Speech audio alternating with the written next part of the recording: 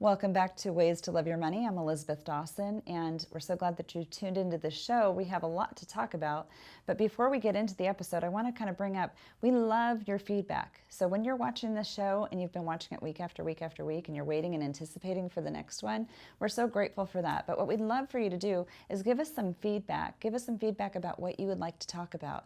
Maybe you even want to be on the show. If there's anything that you have a question about, please email us at questions@elizabeth.dawson.com. We'd love to, engage with you about that and do what you need. So stay tuned. We're going to have a conversation here just shortly, and we'll be basically talking about the speed bumps and headlines that are coming in your future. So stay tuned. We'll be right back. Looking forward to it.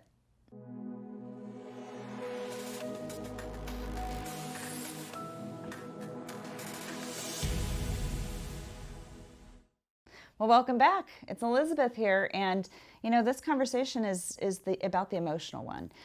So much of the headlines people are listening to today dictate, your constant emotion, where the market's going up, the market's going down. We have new vaccine information. We have global politics.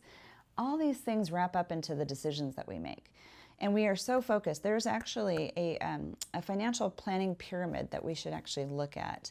If you'd like a copy of it, we'll be happy to send it to you. But really, it's this pyramid that has this basis in this foundation that people forget about the most.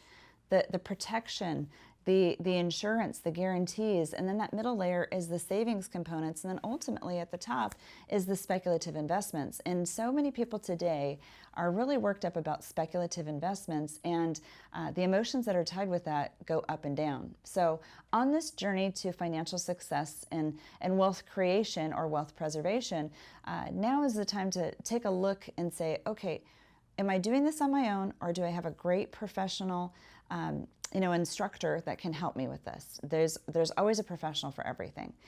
So maybe we want to look at the highs and lows of what's happening to you, and is that within your risk tolerance? This has been the craziest year of our entire existence in the past 100 years, and most people can't even really fathom what it was like a little over 100 years ago when that pandemic literally shut down the economy as well. So it's so different because people are moving, and we're kind of trying to see what we need. But there's an interesting statistic that about 44% of Americans really think that they know what they're going to need for retirement. So there's a balance, right? So if we know what we need for retirement, but we maybe haven't done the work for it, literally only 36% of that 44% actually have a plan. So that means there's a lot of people out there, waiting in the wings of wondering, what in the heck am I going to do when it comes to retirement? When you're young, you have the opportunity to start to save. But I was talking to a couple this weekend, a very sweet couple. They have a 1-year-old and a 5-year-old, very sweet. But they're kind of in their mid-40s at this point, and they want to have another child, but they've been working so hard to get to this place in life, now have children, and have the home, have the school, have everything else that goes with it. They're kind of starting to forget what they have to have for the future. So where do we go back in time to figure this out? We want to consider really looking at the core of our financial belief system. Our financial belief system has a lot to do with how we actually invest, or how we actually save, or how we actually prepare for the future. If we don't have a lot of formal education or formal knowledge about these things, we don't think about them all in the same way. We're told that when we start to work for an employer, we have to pay Social Security and Medicare. We don't even understand what that is. And then in addition to that, they're saying, gosh, why don't you participate in our 401k? There might be a match, there might not be a match. So what that tells me is that, many years ago, our grandparents, our parents, had something called a pension. And a pension was that guaranteed stream of income that would come in each and every month for them to accomplish their goals and dreams and live the life that they wanted to live. Well, today it has transferred to the ownership of the individual worker who doesn't have a pension, and majority of people do not today. But that money that we save is going to be that money that's going to create that income. 100% of the responsibility for your retirement today is on you. So when you're in your 20-somethings or 30-somethings or even 40-somethings, you're really not thinking about this because life is in the middle of it. And we're trying to accomplish everything to be able to have the life and the lifestyle and the values and the quality of life for ourselves and our family. So when we start to think about this a little bit more seriously, it's probably when we get into our later 40s, early 50s, and we're thinking, okay, gosh, what does that horizon of retirement really look like? Do I want to live off of 100% of what I'm making today? Am I going to build it for inflation? And if so, what am I willing to sacrifice to get what I want? Or with the money I have saved, is it going to be about 50% less than what I've actually been earning on a monthly basis every year to be able to accomplish my goals, dreams, and desires and live the life I want? If you don't know the answers to that, possibly going through a process, what we do is we go through a process and we look at all of the cash flow. We look at where dollars and cents are maybe leaving your life unnecessarily and unknowingly. Then when we actually discover that, you start to think like this a lot more, and finding money in your world is that much more exciting. Well, finding money to put away, not finding more money to create a bigger lifestyle. But if you want the life that you have today and even better, and plan it for inflation, when you get to that set age of retirement, and if you want to retire at 50 or 55 or 60 or 62 or 65, what's holding you back? Because there's a lot of life to live. A lot of life to live, and we might be planning for 30, 40, 50-year retirements. If we don't have enough money saved, we're not going to live that life of retirement that we planned. Another component to this conversation is, do I have protection or do I have a plan in the event of a health event? Am I going to be able to self-fund a long-term care event?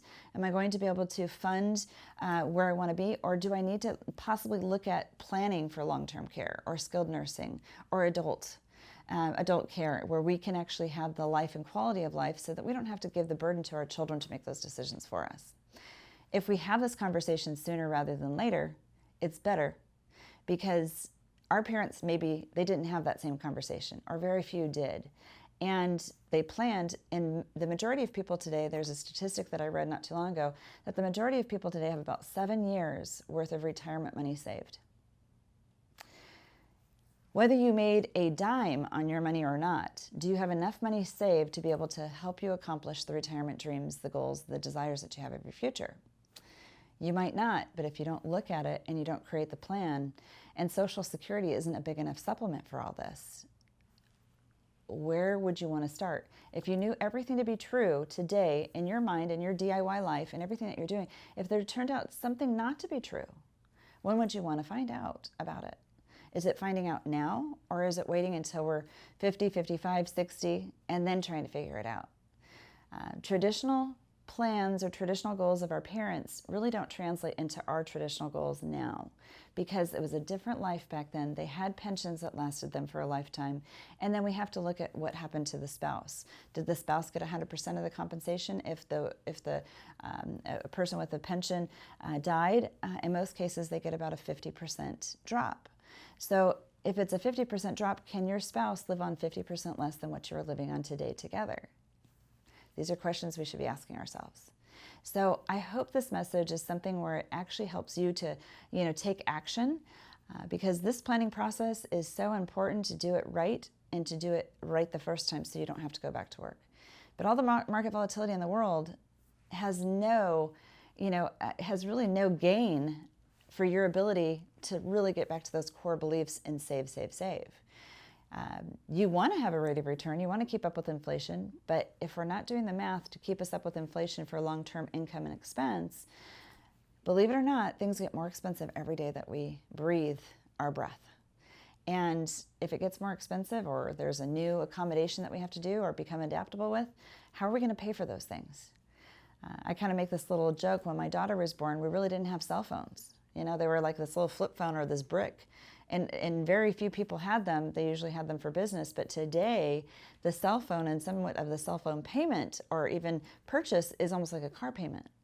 And are we really prepared for that going in our future? There will be more technology. There will be more planned obsolescence. There will be things that need to be replaced. Are we planning for that fund that will actually secure that for us in our future? If you have questions about this, I encourage you to take action, and really take massive action on this, to get your financial position looked at, to get your goals on paper. When was the last time you actually looked up at the stars and actually did a wish and put your wishes together? We've been working incredibly hard our entire lives. We sometimes forget about what that wish list is all about. If money was not an obstacle and we had an abundance of money, what would you do with that money? What would you want to secure? It shouldn't just be, gosh, if I won the lottery, this is what I do. It's really about the fact that you do have abundance now. You may not realize it.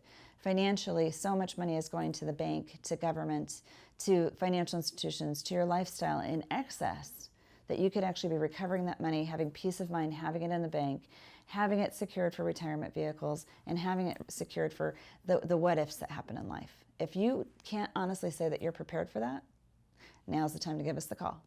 Give us a call at 619-640-2622. You're welcome to send us email at questions@elizabethwithansdawson.com. We would be honored and privileged to answer any of those questions and get you started in the right direction. All right, stay tuned. We'll come back with a listener question, and we'll close up the show. Be right back. Well, I'm back, and we have a question from the audience, and that question is, should I get pet insurance? Is it worth it? Is it too expensive? You know, it's a kind of a loaded question out there. Many people think about it. Many people do something about it, and they purchase it. Right now, with our pets, we do so much for them, especially when they're babies, just like a child. We do more for them than when I was a child. Oh my gosh, we spoil them. We get them babies. We make sure that they go to the vet on time. They get their shots. They eat good food. Sometimes we're paying more for them than we do for our own food. I mean, I've seen it all. So pet insurance, it depends on you. You know, what's that investment? What I would say first and foremost is actually find a really good vet or a vet hospital that you want to basically work with. And if you're interested in pet insurance, you know, and you think, gosh, I have to have it, find out what these vets and vet hospitals take for insurance, if it is actually something that they would even receive. Now, in addition to that, you're going to be paying this monthly. So I've seen things where people pay $56 a month. You know, that's well over $600, $700 a year. Now, how much do you think it would cost to take care of your pet over a year for any kind of medical emergency or shots or spay, neuter? If it's $700 or less, maybe you want to just start a savings plan in your bank account that is there for what you would have paid for that pet insurance. Makes more sense, because the likelihood of you actually using that pet insurance is very small. But you really have to measure what the big expenses are. But just think, you know, puppies need a few things, okay? They need shots, they need spay and neuter, they might need to get a checkup, but it's usually when our dogs get older, and that is the truth. When your dogs get older, they're gonna need a lot more, just like we are. You know, as we get older, we need a lot more help, and we might need that doctor a little bit more than when we were younger. So the time to have insurance, if we're going to have anything at all, is a little bit later in their life, maybe around 5 or 6 or 7.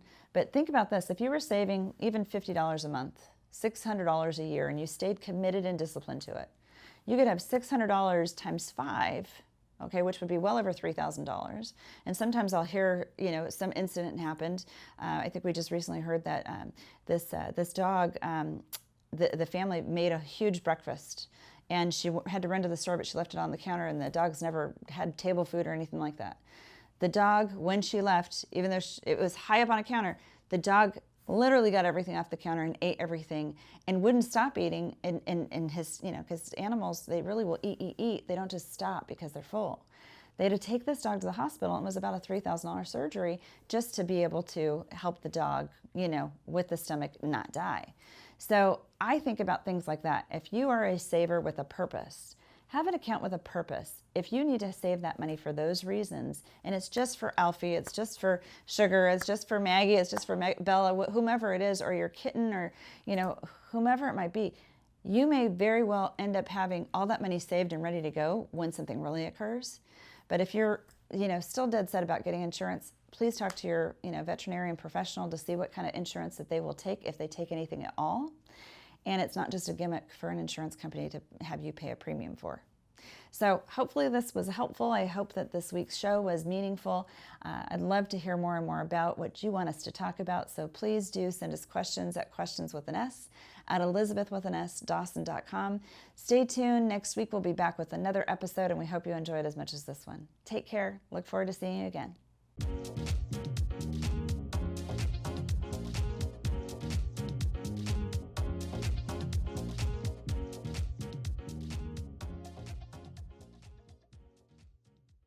The information provided in this show is for informational and educational purposes only. This show is not investment advice, nor is it intended to address the financial needs of any particular viewer. The opinions expressed on this show are not intended to be an endorsement of any particular investment strategy or service of any other kind. You must make an independent decision regarding investments or strategies mentioned throughout the show.